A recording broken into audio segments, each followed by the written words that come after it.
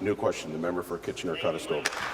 Premier, while the Premier is looking for new revenue tools to meet infrastructure demands, the auditor's report is clear evidence she needs to only look in the mirror. In case after case, the auditor pulls back the curtain on millions wasted on poor planning, poor workmanship, lacking oversight and accountability, when our money is needed to spend it on infrastructure. Speaker, we all heard about the reward contract for the contractor who installed the upside-down bridge truss, but that's just the start. On page 491, Metrolinx paid $4.4 million for the construction of boiler rooms at the GO station.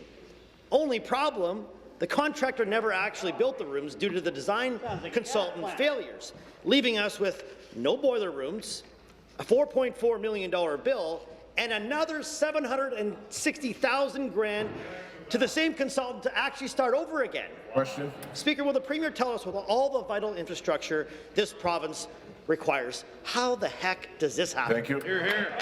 Minister of Transportation. Minister of Transportation. Thanks very much, Speaker. I thank the member for his question. A couple of things right off the top. I said this last week when the auditor provided her report. First of all, thanked her for the report, accept the recommendations in the report. I did stress that over the last 5 years, which is the window of time the auditor was looking at by and large as it relates to Metrolinx, 275 construction projects have been started and completed by Metrolinx. Whoa. Of those 275, Speaker, the majority have been delivered under budget or on budget, Speaker. It doesn't mean that we don't have more work to do. We do, which is why I stressed that day that we are embarking on something known as the Vendor Performance Management System, Speaker, which will help take into account whether or not a contractor has the kind of track record that we want them to have going forward, Speaker. So again, right off the top, I would say a majority of projects delivered on budget or under budget. Speaker, we accept the recommendations from the auditor. I'll be happy to provide additional information in the follow-up. Thanks very much. Supplementary. 13 years later, we're now going to start fixing the problems.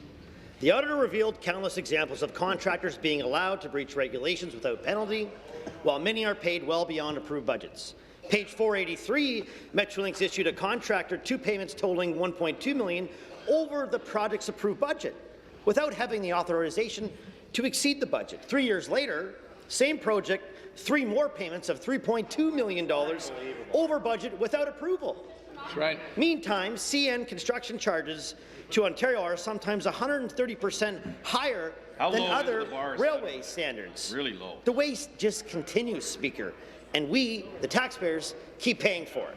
Speaker, will the Premier tell us when she will stop looking to taxpayers to bail her out for all the Liberal mistakes? Good question.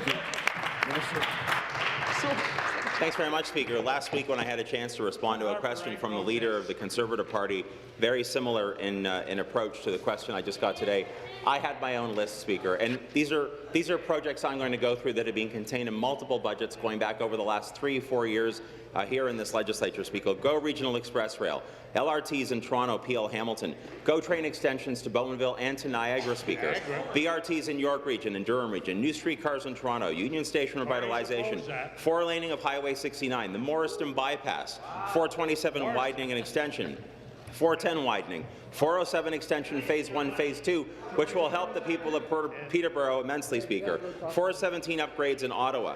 Speaker, at the end of the day, all of these projects, 4-laning the Trans-Canada Northern Ontario, every single one of the projects I just mentioned and many more voted against by that member and by that leader repeatedly, Speaker.